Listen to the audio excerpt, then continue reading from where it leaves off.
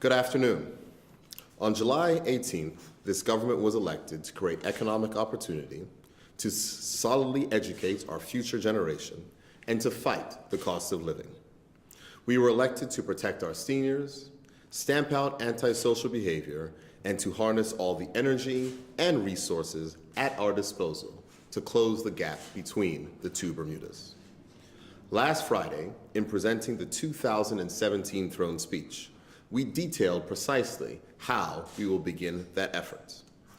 This government, your government, cannot alone create an expanded economy, but through collaboration, including with the opposition, we can create the avenues and conditions that produce economic empowerment. We can build a better, fairer, and stronger Bermuda. I would like to highlight a few methods by which we will fulfill our promises. Bermuda's current tax system creates inequality and is a major contributing factor to limiting economic growth. The government will establish a tax reform commission with participants from both political parties, international and local business, trade unions, and the Bermuda Bar. The commission will analyze Bermuda's tax regime, explore alternative regimes, and apply the principles of equity and fairness to produce a more just system of taxation. Tax reform will help to build a stronger economy, but in order for that economy to work for everyone, we need to ensure that we have everyone working together. To help to chart this new way forward, the government will reestablish the Bermuda First think tank. This body will consist of local and international business people, community leaders, to produce a long-term economic and social plan for Bermuda. Our two economic pillars of international business and tourism have propped up Bermuda for many decades. However, we cannot remain fully reliant on only those two industries. The world economy has developed with new technologies, and Bermuda must not be left behind. A responsible government should make new avenues for its people to create wealth, and this government will establish an economic diversification unit to address the urgent need to diversify our economy. I would like to be clear that the throne speech is about people and not money for money's sake. Growing the economy is central to our plan because it will provide jobs for Bermudians and empower us to help one another more. In order to support hard-working Bermudians, the government will reform the parliamentary committee to recommend a living wage. There is inherent dignity in work, and in Bermuda, the work must be justly rewarded. We must ensure that the most vulnerable of us have access to the support they need.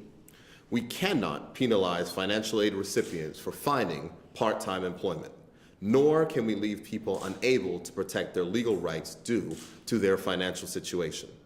Therefore, the systems of financial assistance, child support, legal aid, and debt collection will all see significant reform. While the children represent our future, we cannot forget our past. Our seniors have made many sacrifices to push Bermuda forward, and they deserve to be treated with dignity and respect. We will protect our seniors and others in care homes by establishing protective and responsive regulations for those homes. Additionally, the government will ensure that subscribers to its health insurance plan and future care patients gain access to local radiation treatments, removing the anxiety of having to travel to undergo some treatments. Over the years, we have witnessed an increase of violence in our community. The government's new Gang Violence Reduction Coordinator will be charged with examining and implementing effective solutions to protect the lives of our young men and improve our safety. Community and sporting clubs are central to Bermuda's social fabric, and they have the power to guide our young people on the right path when properly resourced. Many of our clubs require financial and strategic assistance. Accordingly, the government will provide loan guarantees to assist clubs in their mission to upgrade their facilities, develop programs to serve our youth, to assist in spurring entrepreneurship, and to ensure greater community outreach. With the appointment of a new Minister for Government Reform, we are determined to improve the functions of government to serve the people more effectively.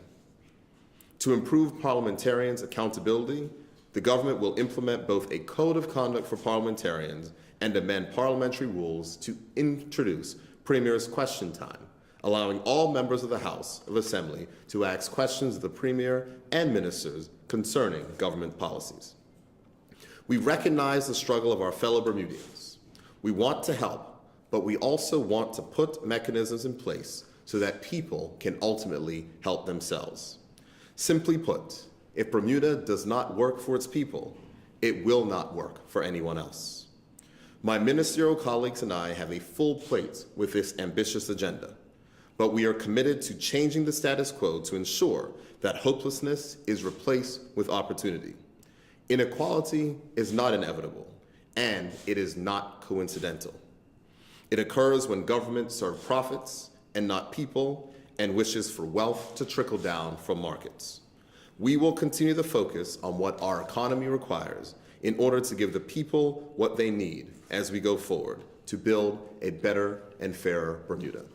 That's an overview. I will be happy to entertain any questions and let members of the media know that over the next few days and next week as well, individual ministers will be having individual press conferences regarding specific proposals with their responsibility. But I'm happy to entertain any questions on the throne speech or otherwise at this time.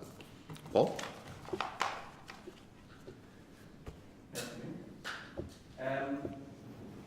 Obviously, as you just touched on here, a number of initiatives mentioned in the throne speech today, communities, including living wage, tax reform commission, financial support for gang members looking to live that lifestyle, that kind of thing.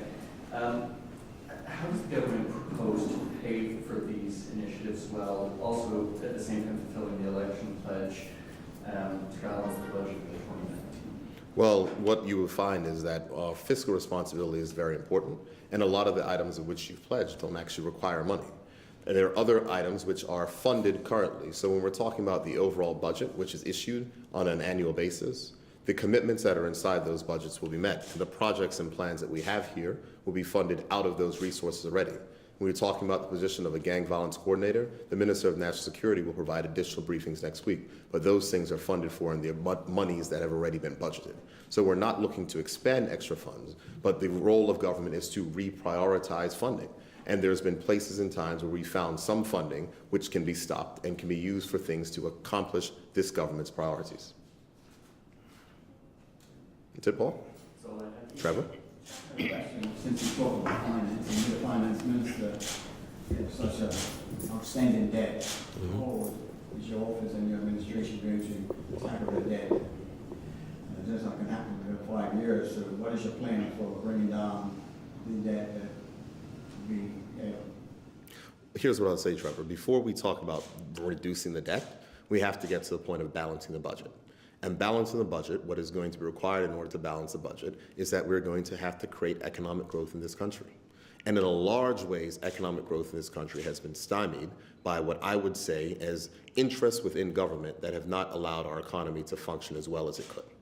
That is going to be different inside a progressive Labour Party government, because in the way in which we look for it is that we are not going to make decisions based upon what will be the best impact on our trust portfolios. We're going to make decisions based on what will reduce costs in our economy to unleash the potential for economic growth inside of our economy. When we get economic growth, the conversations about balancing the budget and otherwise will be a lot different. But over the last 5 years, we have not had economic growth. The changes that have happened in our budget deficit have only been through not hiring persons and not filling positions. And we've seen what that's led to. There's no clearer example than what we're dealing with in our schools, where we haven't spent the money to keep up the maintenance on our schools. We've seen those issues when we deal with the buses, where there were not maintenance positions that were funded, and the government is now having to spend more money to provide private things as opposed to if regular maintenance was kept up. So it's more of smoke and mirrors that you've seen from the previous government.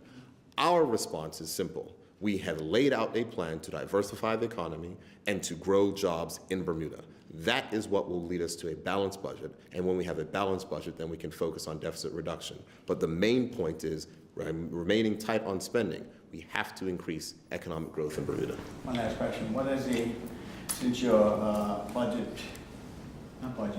term speech on Friday, what has been the response from the business community? Well, I think the business community actually has been very positive. I had a meeting, spoke and opened up the Bermuda Captive Conference, and I think what you find for the business community is they're refreshing to hear that a government that is focused on growth, because everyone wants to grow their industry. So from the perspective of international business, from the perspective of insurers, from the perspective of domestic business, we want to create economic growth. And we will invest ourselves in ensuring that whatever we do, from economic diversification, from tax reform, from Bermuda First, making sure that we can work together to create that economic growth. And I'm confident that Bermuda working together will be able to create those conditions that will actually yield economic growth.